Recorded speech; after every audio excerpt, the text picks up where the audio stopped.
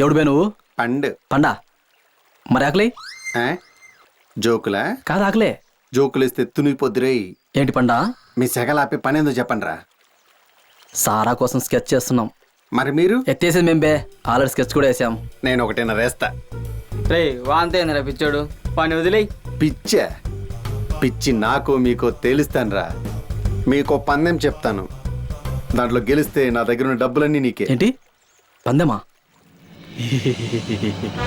సారా కోసం సంసారాలే వదిలేస్తారు, అలాంటిది పందెంలో మేము గెలవలేమా?